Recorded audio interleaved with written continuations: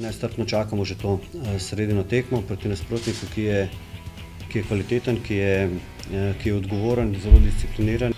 V bistvu pravi test je že zdaj v sredo, v bistvu. Že moramo vzeti kot eno kvalifikacijsko tekmo.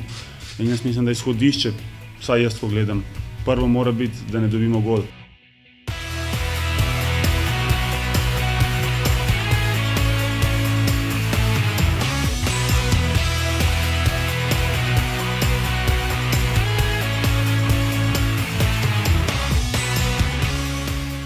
Malce bode v oči to, ker na tem zboru ni dveh igralcev, katere sem imel planirane iz objektivnih razlogov, tako da upam, da bodo tisti, ki bodo vstopili v igro namesto njih oziroma ki so v kadru na takšen ali drugačen način,